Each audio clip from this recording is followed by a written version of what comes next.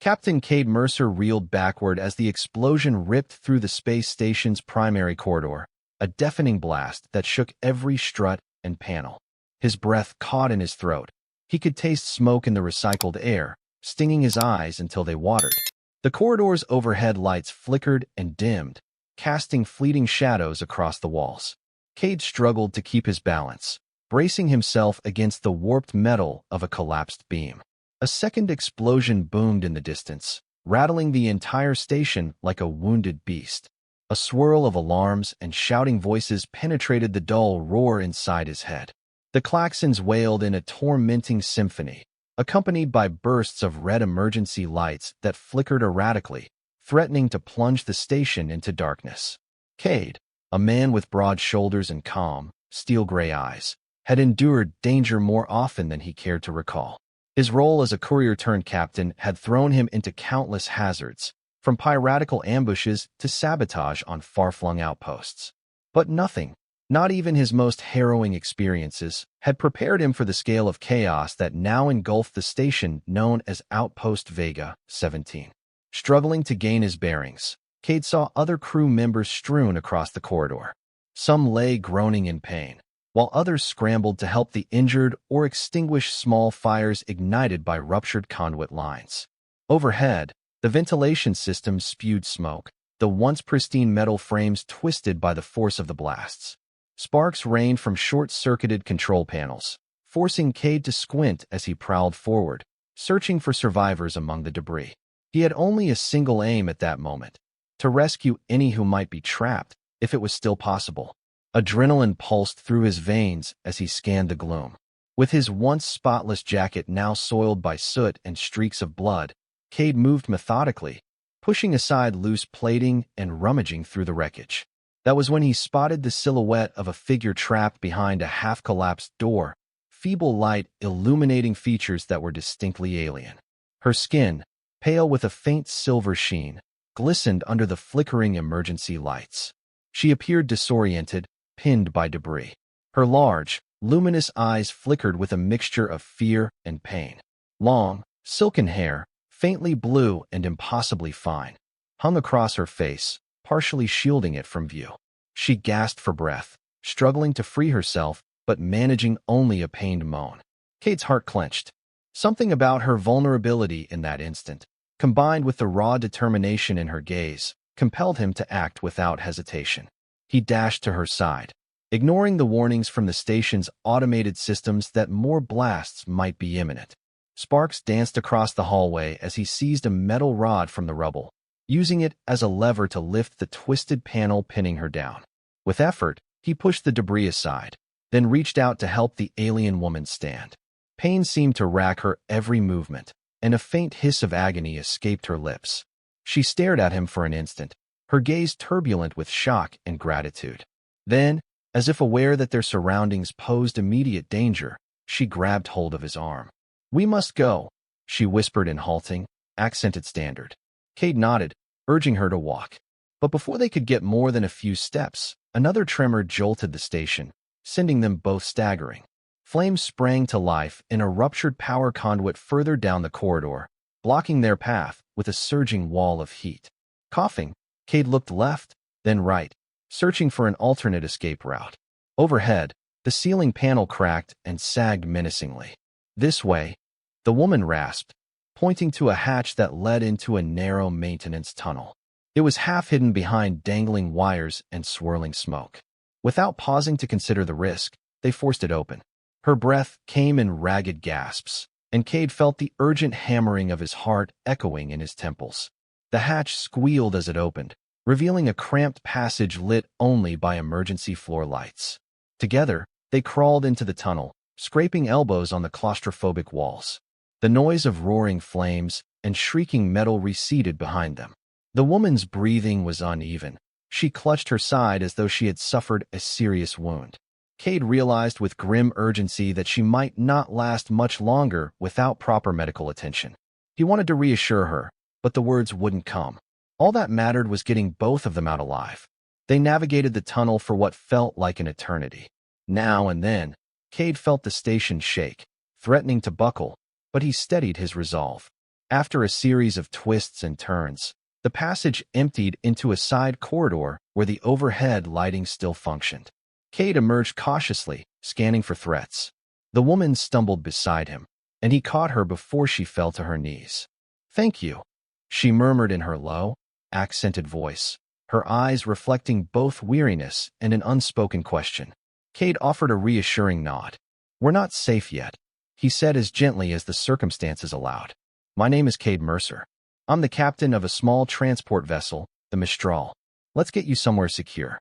Before she could respond, the distant clang of boots on metal deck plating echoed through the corridor.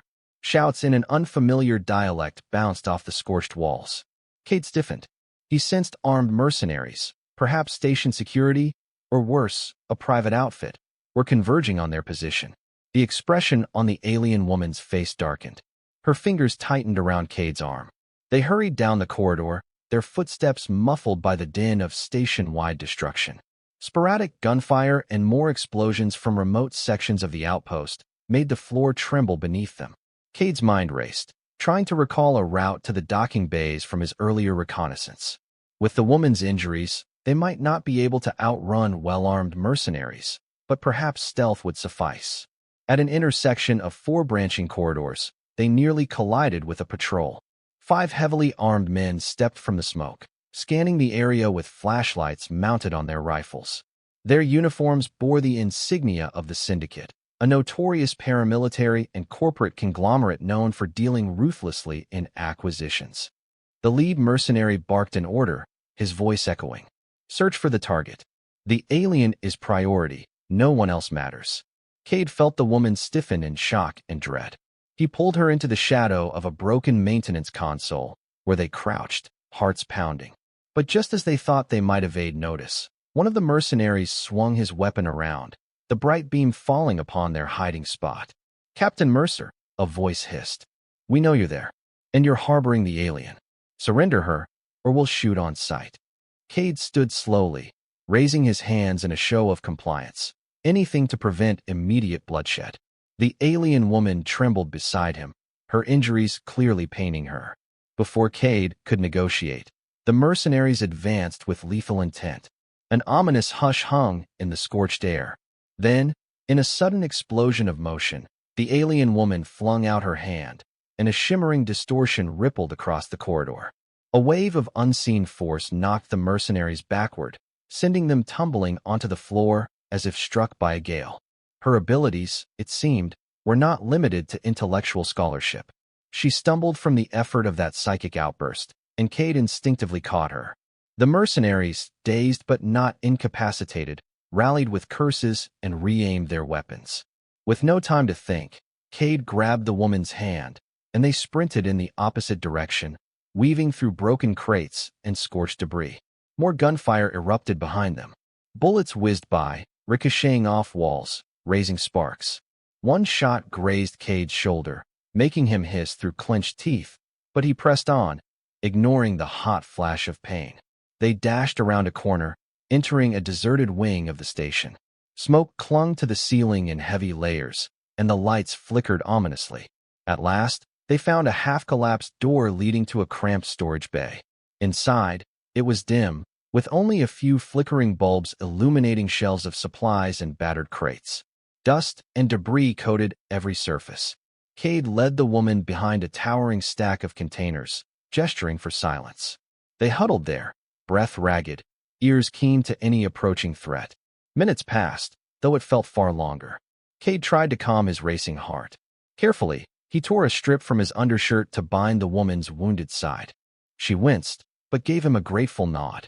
In that moment, even in the gloom and chaos, he saw the intelligence behind her alien eyes, an otherworldly sparkle that hinted at knowledge far beyond his own comprehension.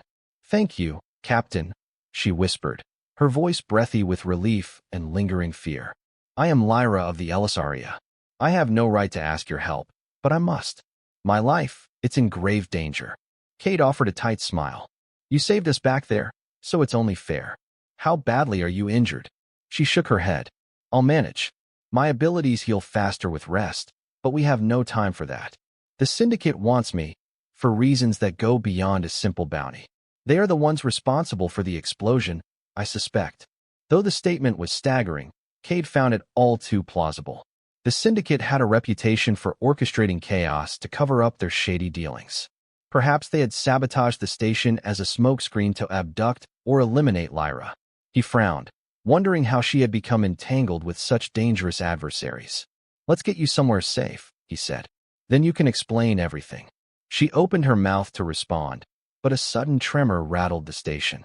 Loud groaning echoed through the walls, and the floor beneath them lurched. Kade realized that the structural integrity was failing. A computerized voice crackled over the station's speakers. "Warning, structural compromise in sectors C through E. Evacuation recommended. Docking bays nearing critical failure." Kade rose to his feet, tension knotting his muscles. "We have to reach my ship, the Mistral, before the station is destroyed." He broke off, listening. Shouts approached. Syndicate mercenaries were combing the corridors once more. "We'll have to do it quietly, or we'll never make it." Lyra pulled the torn fabric tighter around her wound. "Then let's move quickly, Captain." They left the storage bay, slipping into a deserted side passage. The overhead pipes hissed with escaping steam, obscuring the corridors in drifting clouds. Kade wiped sweat from his brow, ignoring the throbbing pain where a bullet had grazed him. Their progress was slow, given Lyra's injury, but her determination never faltered. She pressed onward, supported by Kade's arm, her eyes scanning for threats as vigilantly as his. They navigated labyrinthine hallways, stepping over twisted metal. Stairwells had collapsed in some sections, forcing them to backtrack and find safer routes. Along the way, they passed a shattered viewport, revealing a glimpse of the planet below. Its surface glittered with city lights. Kade gritted his teeth. He was determined to see those lights again, hopefully from the safety of orbit. After a tense half-hour, they emerged near the central promenade, which was in shambles. Shops and kiosks lay in ruin, walls charred black from blasts. Corpses of station residents, human and otherwise, lay scattered amid broken glass. The sight made Kade's stomach clench, but he forced himself to focus on the living. Nearby, a terrified mother cradled her crying child, huddled behind a toppled structure. Kade paused, torn between saving them and pressing on. Lyra, ever perceptive, rested a hand on his shoulder, as if she too felt the weight of that decision. "We must help," she murmured. Without argument, Kade rushed to the mother's side, beckoning for them to follow. Though fear showed plainly on her face, she clung to Kade's offer of help. Together, they scurried through the promenade, seeking any path that led to the docking section. Fire raged in certain corridors, forcing them to take detours. Mercenaries prowled in small groups, but with cautious steps and luck, Kade's group avoided detection. At last, they saw a sign flickering overhead, dimly advertising the station's docking ring. Relief coursed through Kade. The mother and child parted ways, heading toward an emergency shuttle that was still accessible. Kade and Lyra pressed on, guided by a final stretch of hallway leading to the Mistral's berth. But the door to the docking bay was sealed, the station's automated lockdown in effect. Kade cursed under his breath, stepping to a console that sparked menacingly. He worked on the panel, splicing wires, bypassing the meltdown protocols, his nimble fingers a product of years spent escaping blockades and rummaging through Starship electronics. Lyra stood guard behind him, wincing each time the station groaned. Beyond the bulkhead, hollow crashes signaled that entire segments were giving way. Finally, with a sputter of electricity, the door slid open. There, perched within the docking clamps, was the Mistral, Kade's small but capable transport ship. Almost there, he breathed. They sprinted across the bay. Another set of alarm klaxons blared, this time indicating the Syndicate mercenaries had breached the docking ring. Kade yanked open the Mistral's ramp, ushering Lyra inside. The ship's interior was cramped but serviceable, with worn metal walkways and overhead compartments stuffed with spare parts. The cockpit lay at the far end, its windows revealing the star-filled void and the battered shape of the station's hull. Just as they neared the cockpit, a barrage of weapon fire raked the ship's exterior. "Take cover," Kade yelled, pressing Lyra behind a crate. The Mistral's hull plating sparked under the assault. Through the open ramp, Syndicate troopers advanced, rifles aimed. One of them shouted for Kade to surrender, brandishing a warrant screen with Lyra's image plastered across it. The alien woman, though exhausted, rose unsteadily to her feet. Her gaze hardened. She extended a trembling hand, and an invisible force rippled out again, shattering the trooper's aim. Rifles clattered to the floor as the men were flung back, gasping for breath. Kade wasted no time. He slammed the ramp controls, sealing the entrance. Then he bolted into the cockpit, ushering Lyra to a co-pilot's chair. He fired up the engines, ignoring the station controllers who screeched warnings about unauthorized departures. The Mistral rumbled, vibrations humming under their feet as the thrusters powered up. With a thunderous roar, the clamps disengaged, and the ship slid free of its berth. Kade maneuvered away from Outpost Vega 17, which loomed in the viewport, a wounded, burning structure ringed by scattered debris. "We have to clear the station's perimeter before it collapses," Kade muttered, sweat beading on his brow. He accelerated sharply. An instant later, the station's artificial gravity well flickered, sending chunks of debris spinning into the void. The Mistral weaved between twisted metal shards. In the distance, emergency vessels blazed past, carrying the few survivors who managed to escape. Then, with a final cataclysmic explosion, the station's core went critical. A white-hot flash illuminated the cockpit. Kade cried out, slamming the throttle forward. The shockwave rolled outward, buffeting the Mistral violently. Lyra gasped, eyes wide with shock, as the ship pitched. Kade wrestled with the controls. For a terrifying moment, it seemed they would be consumed by the expanding fireball. But the Mistral held together, skimming the edge of the blast. When the stars finally reappeared outside the viewport, Kade heaved a shaky breath. Lyra sagged, clutching her side. But the immediate danger was behind them, at least for the moment. All that remained of the station was a smoldering field of wreckage floating in the vacuum. Kade secured the autopilot, turning to his passenger. "Lyra," he said softly, "you're safe. We're away from the station. Let me see that wound again." She mustered a faint smile and let him apply a basic medkit. The gash on her side was deep, but the bleeding had slowed thanks to her alien physiology. "Thank you, Kade Mercer," she whispered. "I owe you my life." He shook his head. "Let's call it even. You saved me from those Syndicate thugs more than once." She looked away, her voice trembling slightly. "They killed my mother. You know, the Syndicate. She was the leader of my people, the Elisaria, and a scholar of ancient star chart secrets. I was traveling in the Commonwealth to gain diplomatic support, to prove a conspiracy behind her assassination. Then I discovered that the assassins were part of a larger coup, one orchestrated by the Syndicate.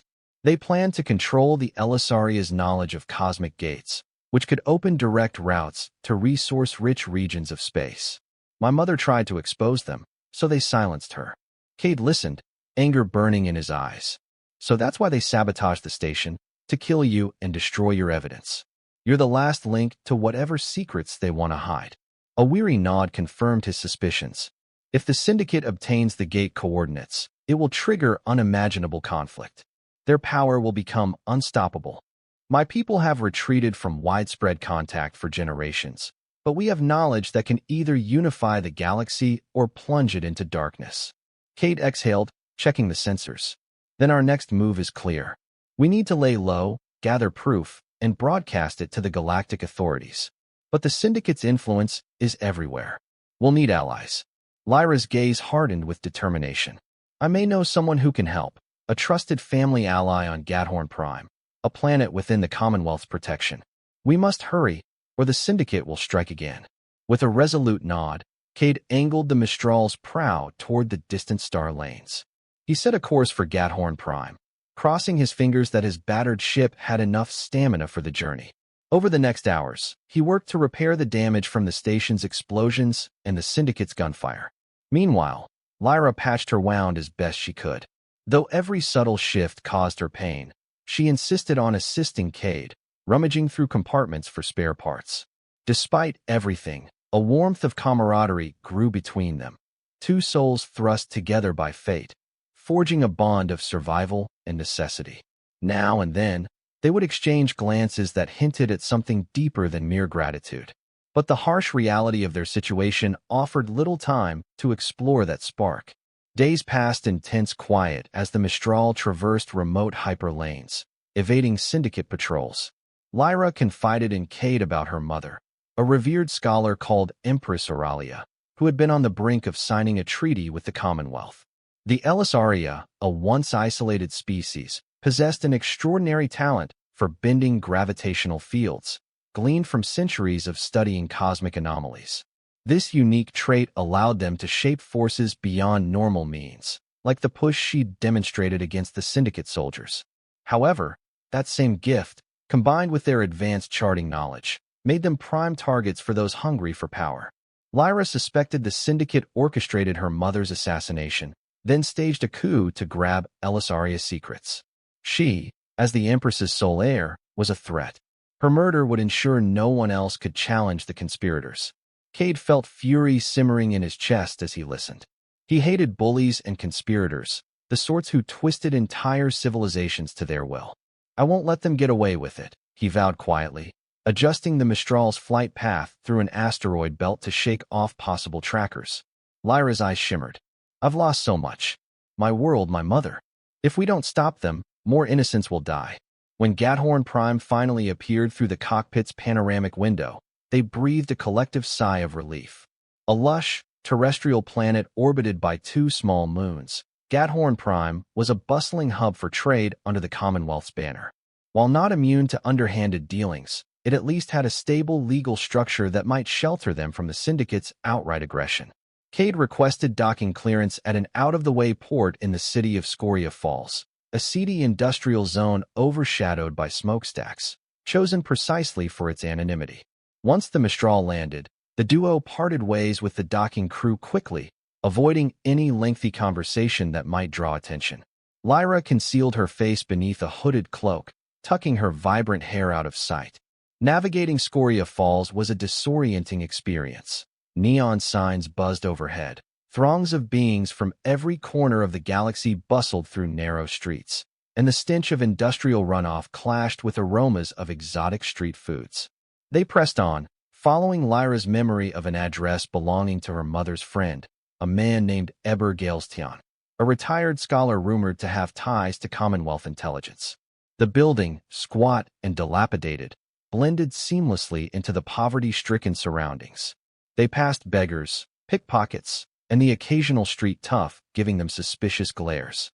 At last, they arrived at a steel door with battered plating. Lyra hesitated, knocking in a pattern she claimed Eber would recognize. Moments later, a peephole slid open. A single eye, bloodshot and suspicious, regarded them. Lyra lowered her hood. "Eber, it's me," she whispered. The metallic door screeched open, revealing a tall, lanky man with graying hair and a face etched by worry. The moment he saw Lyra, his expression transformed from suspicion to astonishment. "Child of Auralia," he said, voice trembling. "The rumors, they said you were dead." She managed a weary smile. "Not yet, though the Syndicate tried. We need your help." Eber ushered them inside, quickly shutting the door behind them. The cramped interior of his apartment was crammed with books, data slates, and half-functional devices. A single overhead light cast shadows on the crowded shelves. Eber offered them a seat, then vanished into another room, returning with a medical kit. As he cleaned Lyra's wound, she recounted her escape from the station and the ongoing pursuit by Syndicate mercenaries. Eber's brow furrowed. "The Syndicate's reach has grown in recent months," he murmured, measuring out a dose of anesthetic. "They've infiltrated the highest echelons of Commonwealth bureaucracy, but there are still those who oppose them. If you can gather undeniable proof of their coup, perhaps we can rally support." Lyra nodded, pain etched into her features. "I have partial records from my mother's research, data gleaned from the ancient gates. The full evidence is hidden in a vault on my homeworld, a tomb known as the Oracle's Cradle, deep beneath the capital city. But to access it, I need the key my mother gave me, the signet ring she entrusted to her advisor. That advisor betrayed her, took the ring, and vanished." Eber grimaced. "He likely sold the ring to the Syndicate. Or he might have joined them. Without it, you can't access the Oracle's Cradle." Lyra shook her head. "No. The ring holds the genealogical imprint of our lineage, encoded in its crystal. It's the only way to bypass the vault's defenses." "Kade, who had been leaning against a dusty shelf, chimed in. So, we need to track down the ring, break into your homeworld's vault, retrieve the evidence, and then broadcast it to the galaxy? Eber gave a resigned nod. In simpler terms, yes. But the capital city of Elysiumar is now under Syndicate control, from what I've heard. They've installed a puppet government, loyal to their interests. Lyra's eyes grew fierce. I won't abandon my mother's legacy or my people. We find the ring, gather the proof, and bring the Syndicate down. The conversation stretched long into the night. Eber, though fearful of retaliation, agreed to help. He revealed that black market rumor networks had placed the Empress's ring for auction on the fringe planet of Xyloth, a lawless, neon-lit sphere of vice and illegal trade. The bidding was hush-hush, open only to the highest rollers. If that ring was indeed the one, the Syndicate would surely try to acquire it. Kade set his jaw. Then we'd better get to Xyloth before they do. Though weary and still bruised, Kade and Lyra took only a few hours to rest. At dawn, they departed Eber's hideout. Kade's pockets were lighter, having accepted a loan from Eber, a sum of Commonwealth credits enough to buy or bribe if it came to that. They returned to the Mistral, double-checking her systems. She was still space-worthy, but the recent damage had left some microfractures that would require constant vigilance. Lyra's wound remained tender, yet she insisted she was healing faster than a human would. Kade, though reluctant, allowed her to co-pilot. Their next destination, Xyloth, a place where fortunes and lives were lost in the blink of an eye. As they ascended through Gadhorn Prime's atmosphere, the sky turned a brilliant orange. Lyra watched it from the cockpit, lost in thought. Kade cleared his throat softly. When we're done with this, when we've exposed the Syndicate, what then? She turned, a sad smile on her lips. Then I'll try to rebuild what was stolen from me. My mother's memory deserves that much. Kade nodded, and an unspoken understanding passed between them, a bond deeper than mere necessity. The days that followed tested them at every turn. Crossing into Syndicate-controlled space demanded cunning, stealth, and a willingness to bribe frontier outposts to avoid detection. Each time an unidentified vessel showed up on the Mistral's sensors, Kade's heart pounded, certain their pursuers had found them. Yet, with skill and luck, they pressed on. At last, the swirling mists of Xyloth's upper atmosphere came into view. The planet glowed with neon spires that pierced the perpetual twilight. Massive clubs, gambling dens, and black market bazaars filled entire city blocks, while the undercity slums sprawled in a labyrinth beneath. Corruption was rampant, policed only by local gangs who ran the planet like feudal overlords. Syndicate influence was as thick as the smog that clung to the city domes. Docking in a seedy port, Kade slipped a few credits to an attendant to keep their arrival off the official logs. The Mistral's ramp lowered onto a platform slick with acid rain residue, glowing faintly under ultraviolet lamps. Lyra donned her cloak once more, and the pair ventured into the throbbing streets, guided by the address Eber had provided. A certain bar called the Ember's Fall, rumored to be the gateway to the black market auctions. The streets of Xyloth assaulted the senses. Glowing advertisements blinked erratically. Hawkers screamed to promote shady potions or illicit upgrades, and clubs pulsed with music that vibrated the metal walk. They wove through the crowds, avoiding trouble. Despite wearing a cloak, Lyra attracted lingering stares. Her silver-hued skin stood out amid the usual variety of humans, reptilian Tarsk, and other species found in Xyloth's underbelly. They found the Ember's Fall at the end of an alley, its entrance guarded by a brawny, cybernetically enhanced bouncer. Neon letters flickered overhead, half burnt out, giving the place a foreboding aura. Inside, the bar was smoky, filled with the stench of exotic spirits and the hum of hushed conversations. Patrons eyed them warily as they sidled up to the bar, where a sallow-faced bartender wiped glasses with a stained rag. Kade leaned over, slipping a credit chip across the counter. "We're looking for a particular auction," he said softly. "Heard it might be happening soon." The bartender's eyes flicked to the chip. He nodded curtly. "Booth in the back," he muttered. "Ask for Jorvin." They moved to a curtained-off booth where a gaunt figure wearing tinted goggles sat, sipping a peculiar green concoction. His elongated fingers twitched as they approached, and a sly grin crept across his features. "New bidders, eh? You must be desperate or insane." Kade forced a smile. A bit of both. Jorvin cackled. The ring you want? Oh yes, I heard about it. A singular piece, rumored to have cosmic significance. Bidding is private, by invitation only. But if your credits are good, I can get you in. The auction begins at midnight, in a private lounge beneath the clubs. The highest bidder wins, no questions asked. Exchanging glances, Kade and Lyra agreed to the terms. They handed over a hefty chunk of Eber's credits. Jorvin, licking his thin lips, gave them a data chip with directions. Go alone, he warned. Anyone tries to start trouble, and the local gang lords will have your heads. They returned to the Mistral for a tense wait until midnight. Lyra paced the cargo bay, anxious. If the Syndicate shows up, they'll outbid us or just kill us. We're walking into a trap, aren't we? Her voice shook ever so slightly, revealing her exhaustion. Kade set a reassuring hand on her shoulder. It might be a trap, but if we don't try, we'll never get the ring. We'll be careful. Midnight arrived. They followed Jorvin's directions to a clandestine staircase descending beneath a neon club. The pounding music dulled as they left the main floor, replaced by the hushed tension of a narrow corridor. Armed guards flanked a thick, reinforced door at the end. One guard stepped forward, scanning the data chip, then eyed Kade and Lyra suspiciously. No weapons allowed, he growled. Reluctantly, Kade handed over his sidearm. Lyra had none to surrender. The guard ushered them inside. The subterranean room was dim, furnished with velvet drapes and a central podium illuminated by a single spotlight. A handful of other bidders sat on plush seats arranged in a semicircle. Each wore an air of quiet menace, some sporting elegant suits, others in dark robes or gleaming tactical gear. Kade felt sweat trickle down his back. His gaze darted across the group. Had the Syndicate come?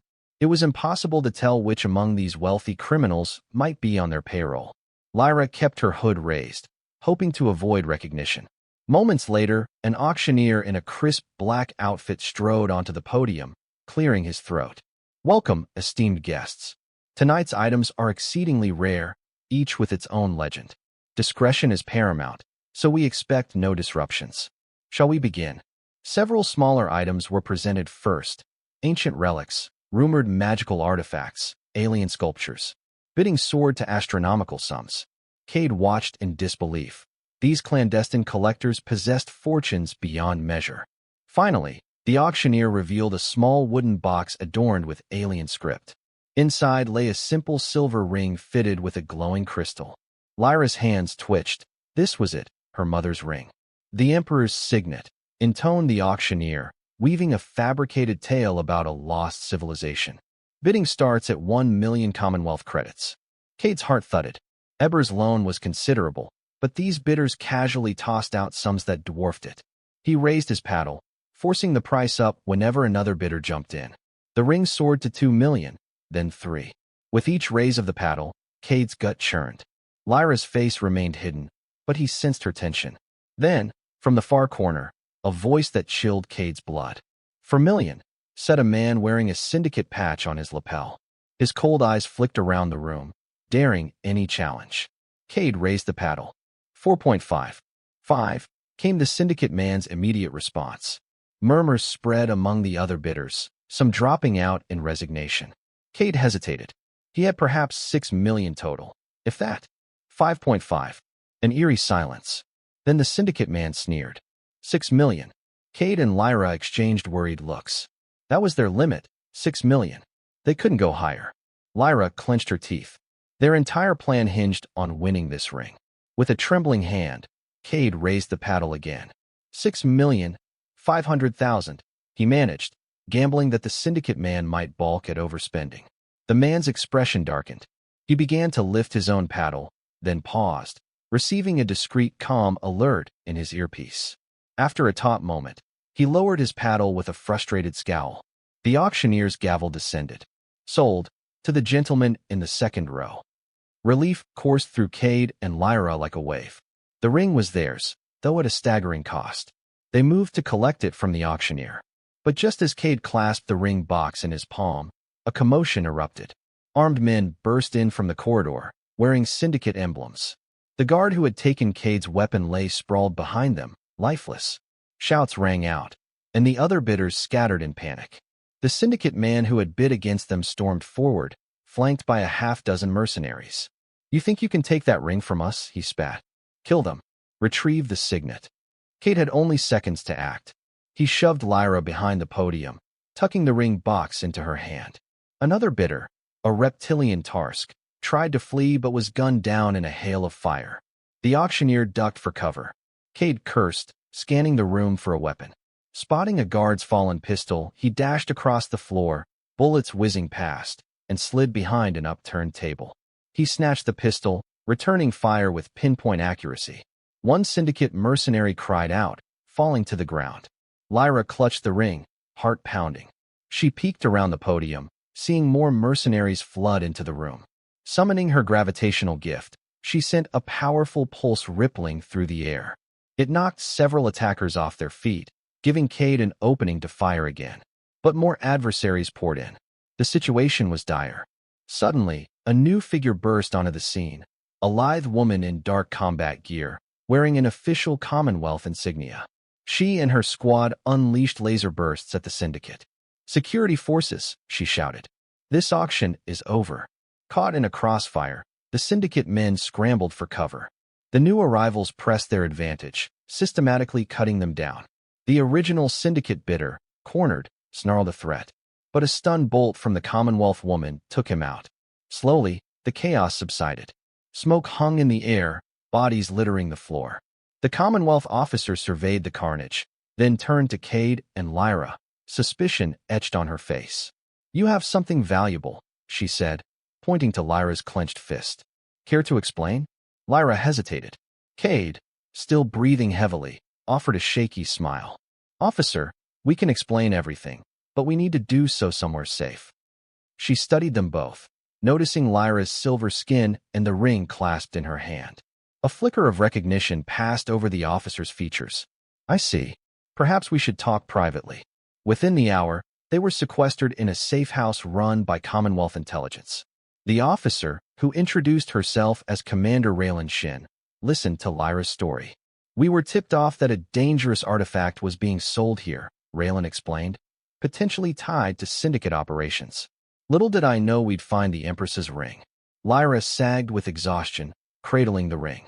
"Commander, the Syndicate's infiltration runs deep. My mother was assassinated to hide evidence of their coup. Now, they plan to seize control of my homeworld." Commander Shin nodded gravely. "Commonwealth intelligence has suspected Syndicate infiltration for years, but we lack irrefutable proof. If we can produce evidence of a planetary coup, we might rally the Senate to act." Kade glanced at Lyra. "We have to get to her homeworld. This ring is our ticket into an ancient vault that holds everything we need. Records, confessions, the works." Commander Shin tapped her chin. "That won't be easy. The Elisaria capital is blockaded by Syndicate forces. But perhaps we can slip in if we use an old stealth vessel. I can arrange that, if you agree to share your findings with the Commonwealth." Hope sparked in Lyra's eyes. "We'll share it. If it means justice for my mother and freedom for my people, we'll do whatever it takes." Thus began the final leg of their harrowing journey. Commander Shin arranged for a stealth corvette, the Nebula Whisper, hidden in a private Commonwealth hangar. Under cover of darkness, Kade, Lyra, and a small team of Shin's most trusted operatives boarded, leaving the Mistral behind for safekeeping. With the ring secure, they set a course for Elisaria space. The stealth corvette slipped through patrolled borders, thanks to advanced cloaking tech. Day by day, they crept closer to Lyra's homeworld, Elysiumar. Meanwhile, Lyra spent hours in quiet meditation, honing her gravitational abilities. Kade often found her alone in a chamber, eyes closed, aura faintly shimmering as she reached out with her psychic senses. She explained that she was reconnecting with the planetary energies of her people, readying herself for the trials ahead. Soon, the emerald sphere of Elysiumar filled the corvette's forward displays. Commander Shin slowed the ship, drifting along a course that took them through the labyrinth of orbital defenses. They approached the dark side of the planet to remain hidden. Kade's pulse raced as he gazed at the faint lights marking the Syndicate's blockade on the horizon. "Once we're in the atmosphere," Commander Shin whispered, "we'll drop to low altitude, scanning for any safe landing site near the capital. If that fails, we might have to parachute in." They encountered turbulence as they cut through thick, cloud-laden skies. Lightning flashed outside the windows, illuminating the Corvette's interior. On the ground below, Syndicate convoys patrolled the outskirts of the once glorious city of Elysiumar, a metropolis of alabaster spires. Even from above, Kade could see that the once pristine architecture was now marred by conflict. Fires glowed in some districts, and the streets were eerily devoid of civilian life. Commander Shin found a small clearing in a forest outside the capital walls. The Corvette touched down gently, cloaked against detection. Under the cover of twilight, Kade, Lyra, and a squad of 5 Commonwealth operatives disembarked. Each wore dark gear for infiltration. Lyra led them through the forest, guided by an uncanny sense of direction. Her gravitational abilities, linked to the planet, helped her navigate hidden paths. As they neared the outer walls of Elysiumar, Syndicate sentries loomed on battlements that had once been ceremonial vantage points. With silent efficiency, Shin's team neutralized 2 guards, stashing their bodies out of sight. Slipping through a side gate, they entered the city. The wind carried the mournful echo of deserted streets. The grand towers of the Empress's palace rose in the distance, crowned by a dull glow. Lyra guided them through twisting alleys, past shuttered shops, and echoing plazas. Occasionally, they glimpsed Syndicate patrols, but thanks to the operatives' training and Lyra's uncanny intuition, they avoided detection. Finally, they reached the palace complex, a sprawling collection of white-walled structures connected by elevated walkways. At the heart of it all lay the Oracle's cradle, a sacred tomb where Elysaria royalty were interred and where the hidden vault awaited. They found the cradle's main entrance sealed, patrolled by a squad of Syndicate troopers. Commander Shin signaled for a silent takedown. Swiftly, her team fanned out, using stun batons and tranquilizer darts. The unsuspecting guards collapsed without firing a shot. Kade hurried to the colossal doors, etched with flowing, alien symbols that glowed faintly. Lyra approached, ring in hand. She pressed the crystal against a carved indentation in the door. A soft hum resonated, and the runes lit up. The massive doors parted, revealing a dim corridor sloping downward, lit by ghostly lights embedded in the walls. Heart-pounding, Lyra led them inside.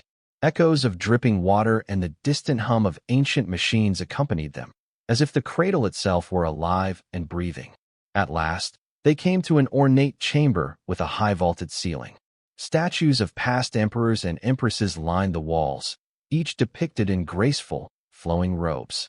A central altar pulsed with a gentle luminescence, and beyond it, a hidden door. Lyra approached, her steps reverent. She placed the ring on the altar, channeling her gravitational powers. Waves of energy rippled out, revealing a hidden panel. With a final surge, the panel slid open, exposing an inner sanctum. Within stood a crystalline device the size of a large console, humming with ancient power. Lyra's breath caught. My mother said this machine records everything, including universal transmissions and encoded communications from across the galaxy. Proof of the Syndicate's coup must be here.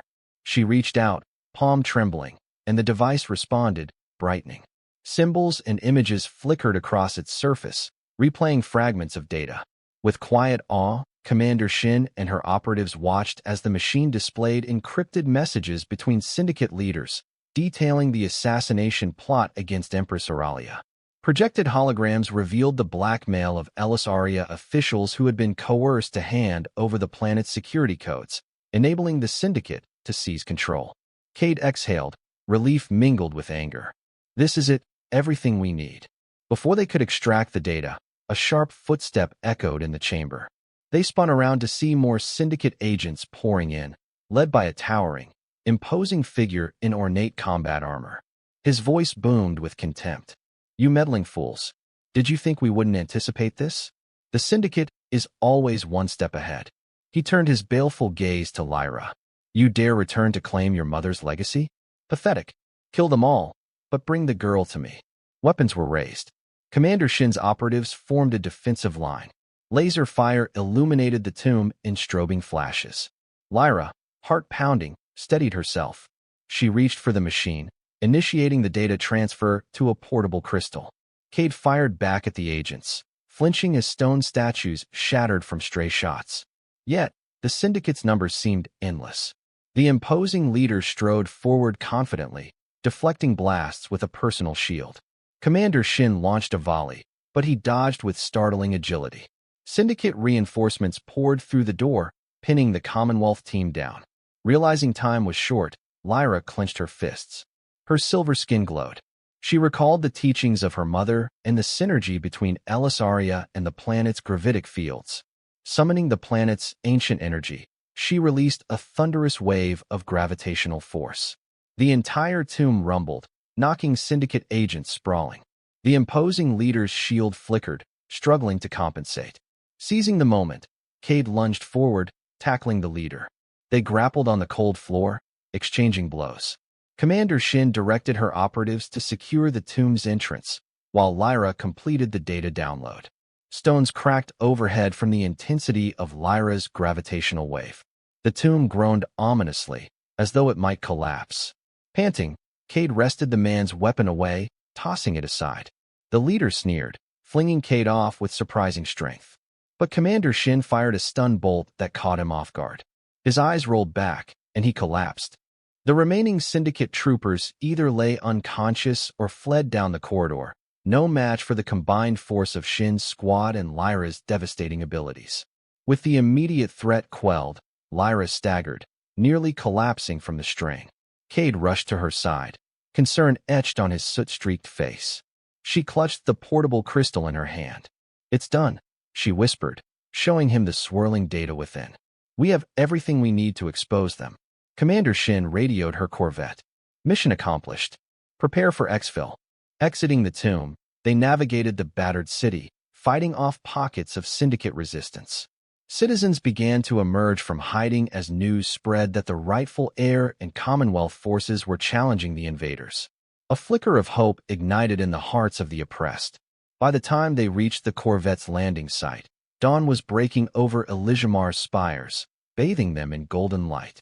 Once aboard, they transmitted the crystal's data to Commonwealth Command. The reaction was immediate and explosive. Public shock, condemnation, and a rallying cry against the Syndicate's illegal occupation. Allied fleets mobilized. Systems once fearful of Syndicate wrath joined forces with the Commonwealth, and within days, a coordinated push began to liberate Elysiumar and contain the Syndicate spread. In the aftermath, Lyra stood on a grand balcony overlooking the capital city, now in the process of rebuilding. Commonwealth ships soared overhead, delivering relief supplies. People of the Elysaria gathered below, cheering for the heir who had returned. Kade stood beside her, resting a comforting hand on her shoulder.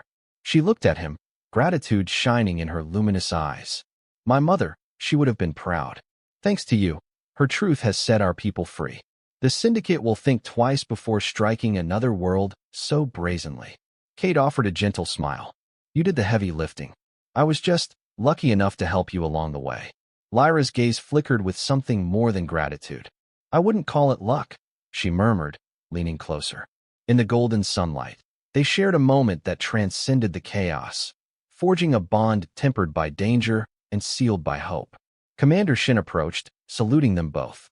"The Council has convened an emergency session," she said to Lyra, "to formally recognize you as your mother's successor and to sign a new treaty.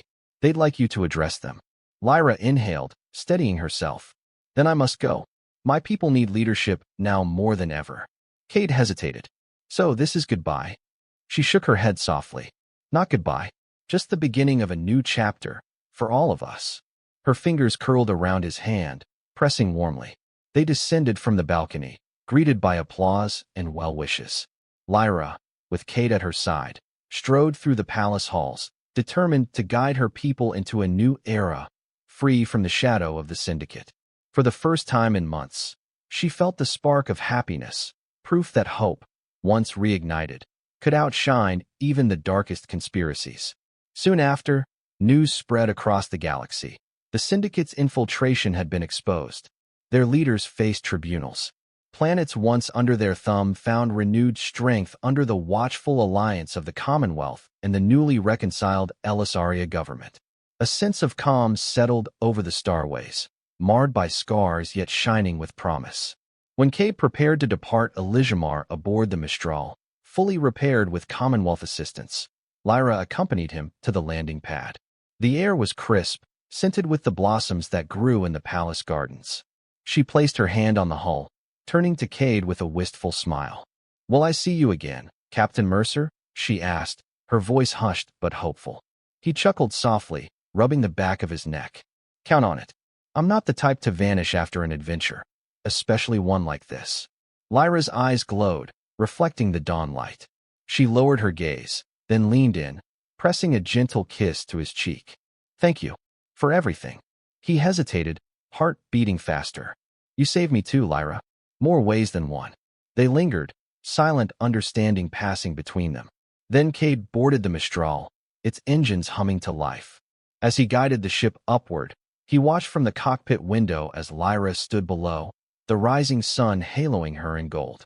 A sense of profound gratitude and possibility welled in his chest.